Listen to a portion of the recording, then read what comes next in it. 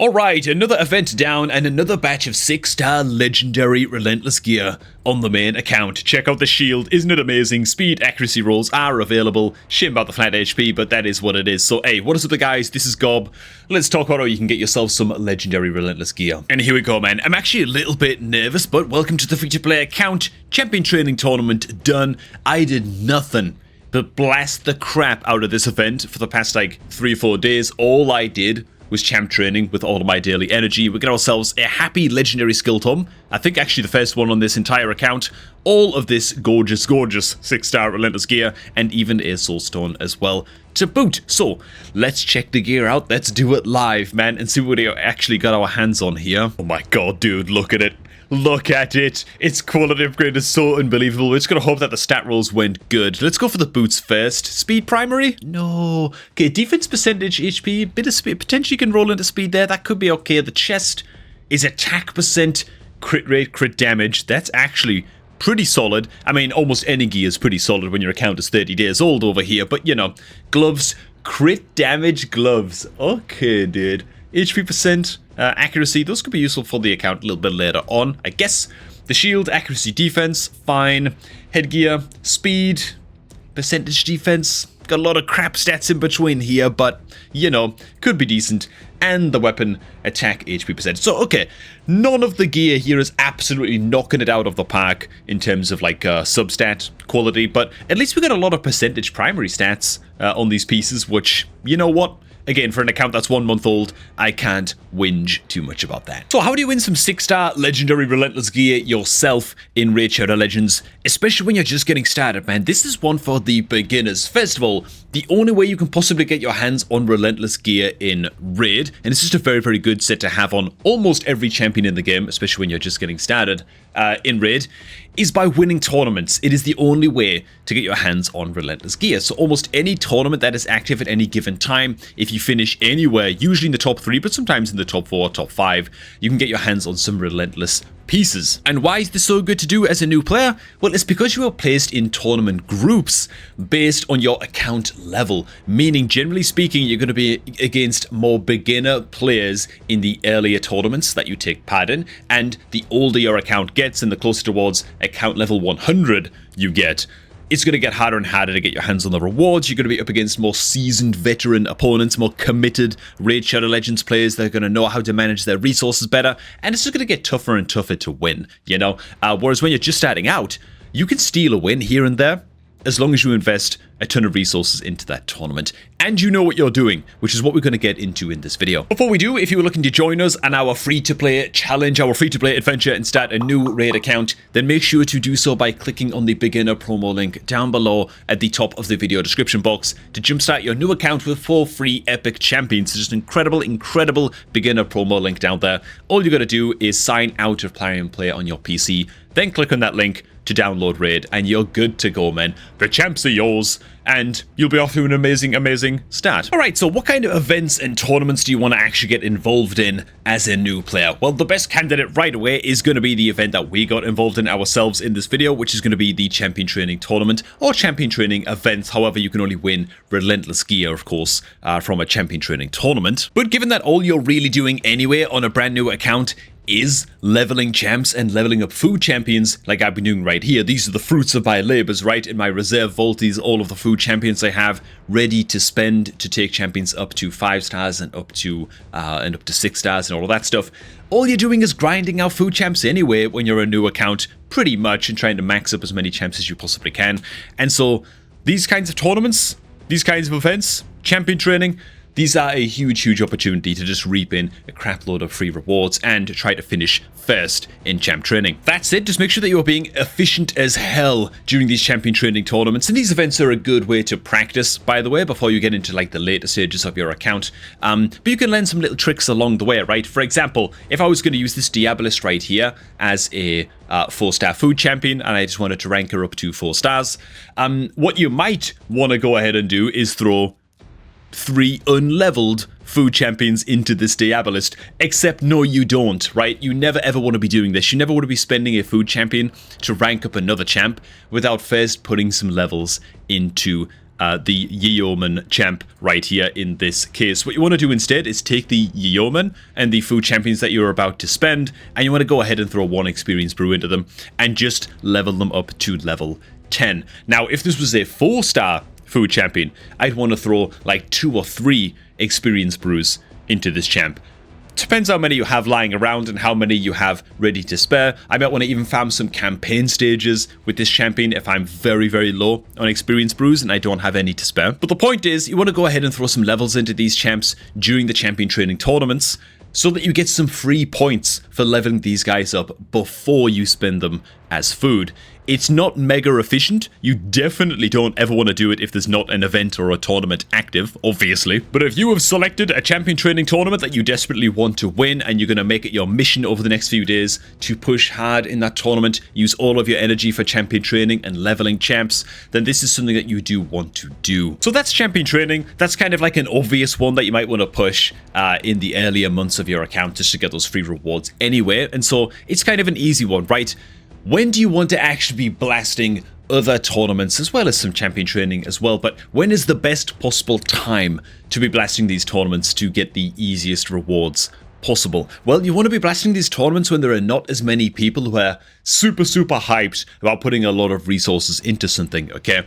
And that's where you come in, right? You're ready to blast and everybody else wants to do the bare minimum, okay? That's when the fusion events come in, right? There's a fusion warm-up event going on right now. We're currently on the countdown to the Gretel Hagbane fusion, which is this champion that we see up here. And these fusion events are going to be kicking off roughly at the start of every month. And when they do, there's going to be a hell of a lot of people engaged with tournaments and events that are going on at that time. However, they are only playing those events to try and get their hands on fusion fragments and fusion components, which you will see in the rewards list of various tournaments and stuff when a fusion goes live. And more often than not, that means that most players playing in a tournament will kind of dip in, they'll grab whatever reward they want, for example, like the fusion fragments, which these aren't, but let's just imagine that they are, right? And then they'll stop playing the tournament, okay? That's where you come in. As a newer player and as a beginner, you're not trying to get the fusion done anyway. You don't have like 6 sacred shards and 60 ancient shards lying around anyway, so you can't complete the fusion, right? You're kind of out of the fusion event before it even begins, but you can still take part in the tournaments and you can still push for first place finishes while everybody else is spending the bare minimum resources that they have to across all of the events over the next 10 days, you know? So they're really trying to manage their resources. You don't have to do that if you're skipping the fusion. Just a quick heads up about the Classic Arena Takedown, by the way. If you're very new to the game, this is a great tournament to get involved in. Just to kind of test the playing field and see how it feels and see how tournaments work and all of that if you're very new to the game. Just bear in mind that usually the rewards that you can get from Classic Arena Takedown tournaments are just quite low. They're not as like they're not as stupendous as other tournaments and not as hype. Like this is only 5-star rarity Relentless Gear, whereas the champion training tournament that we actually won just this morning, yeah, that was 6-star legendary, you know, and so there are degrees to the rewards that you can pick up in various tournaments. But Classic Arena is a good one to play if you're just getting started and you want to kind of test the waters and see how it feels. So what about dungeon tournaments that are going to send you into a specific dungeon and ask you to farm, you know, a certain rarity of gear or whatever in order to farm tournament points from that dungeon? Well, the fusion rule also applies. Once again, when a fusion event begins, there's always a tournament in Ice Golems, Spider's Den, Dragon's Lair, and then Fire Knight's Castle in a kind of random order. And so most people just want to get in, get their fusion components, and then leave. But you don't have to do that. You, if you're skipping the fusion, can just double down and blast the hell out of a tournament, pick up all of the rewards on the rewards track, and then try to hold on to first place. You know, you can make that commitment because you're not doing the fusion anyway, you know.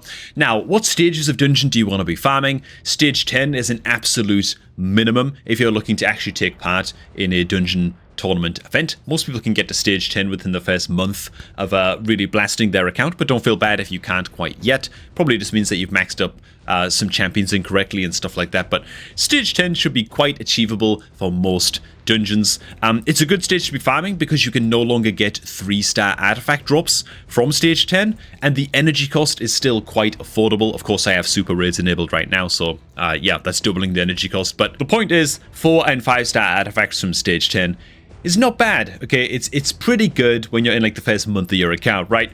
Next stage, next milestone that you want to be aiming for is going to be stage 16. This stage, you can get a mix of 4 to 6 star artifacts, but the important thing about stage 16 is that it's still quite affordable in terms of energy, right? The next hop up in energy cost arrives at stage 17. So stage 16 overall is quite efficient to farm as well, and it's a decent kind of like middle ground milestone to be aiming towards. Optimally for farming tournaments, you generally want to be gunning and aiming towards stage 20 in, for example, Dragon's Lair right here, where you can no longer get 4-star artifact drops. It's 5 and 6-star only. In terms of energy cost, it's quite efficient to run stage 20 in these tournaments. Of course, you might want to push beyond eventually in time, but stage 20 is a great sort of like beginner to intermediate goal to be aiming towards on your account in the long run. So that's stage 10. Stage 16 and stage 20 are the best stages to be farming in your dungeons. Now, which dungeons should you be looking to farm as a new player? Actually, Dragon's Lair is a good place to start. If you're on your super beginner account, you probably don't have enough accuracy on a lot of your champions. As a quick note, by the way, if you're farming stage 16 of Dragon, just multiply the stage number by 10, and that's how much accuracy you need on your debuffer champions and on your poison champions and stuff like that. So 160 accuracy for stage 16, 200 accuracy approximately for stage 20, and so on and so forth. But yeah, accuracy gear drops from Dragon's Lair, which is good for beginners, just to hit those stat checks on your accuracy. Speed is some of the best gear in the game, and so yeah, during Dragon tournaments, there's almost always an increased chance for speed gear to drop, so you might as well blast the hell out of Dragon's Lair while those increased drop chances are active on the best gear in the game. Lifesteal, you need one decent set when you're starting off the game. I wouldn't worry about it too hard, but yeah, it's mostly the speed and accuracy gear that's going to help you out from Dragons. Another great dungeon to farm, and this is not something that's super obvious to new players, but if you can be farming stage 10 of Spider's Den, you get a very solid amount of 5-star accessory artifact drops from stage 10, okay? Like all the other stage 10 dungeons, it's also quite energy efficient, which is great, but most importantly, your accessory artifacts sell for a lot more silver, double or triple in many cases more silver than regular artifacts, right? Than your helmets and your shields and stuff, right?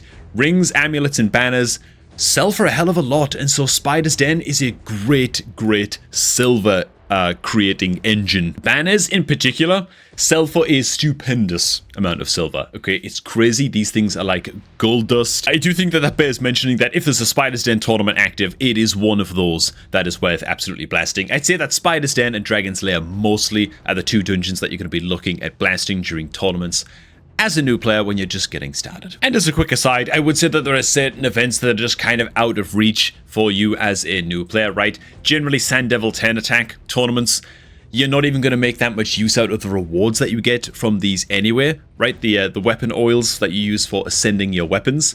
It is not that useful to you as a new player, which drop in Sand Devils, and so you can kind of just ignore these while you're just getting started. Also, the Deck of Fate event is coming up just now as I'm shooting this for Halloween. Generally, Deck of Fate events, again, these are more like mid and late game player events.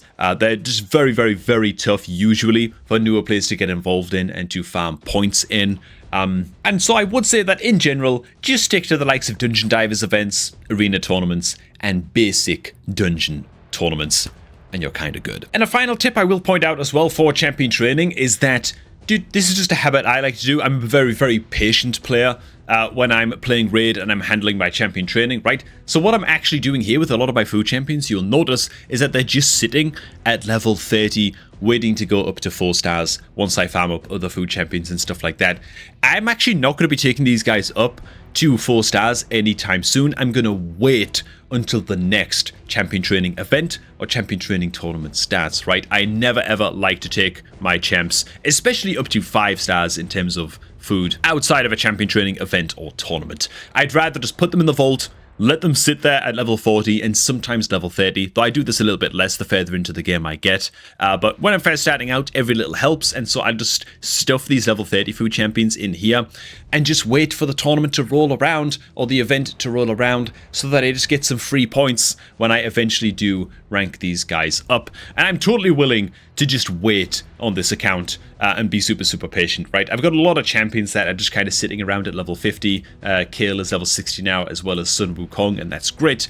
But I'm just going to wait with my food champions. I'm not in any kind of rush to rush any of these guys up to 6 stars, especially while there's not a champion training event or tournament active, but also because I'm just waiting for the next big upcoming shard pulling event. I'm waiting for a 2x event on the Ancient Shards, man. I'm waiting to pull all kinds of, hopefully, new epics, maybe even a legendary champ during that 2x event, and then I can decide after that fact what I want to spend all my food champions on, you know. So patience is everything, man, especially if you're going to be doing this strictly free-to-play like we are on this channel. And hey man, if you want to join in with the good old free-to-play challenge, remember that the best possible way to do so, and the best possible way to create your new alt account, is by clicking on the beginner promo link down below at the top of the video description to jumpstart your new account with 4 free epic champions. Man, a promo link so good that, dude, I considered resetting and restarting my own free-to-play account right here, because I was given this promo link like a week after I started it, man. I was like, dude, talk about timing, you know. So I actually missed out on all of these on all of these free epics, you know. I only got 2 free epics on my free-to-play account, but there you go. All right, thanks for watching, guys. Hope you guys enjoyed this one, and I'm gonna catch all of y'all just a tad bit later, man.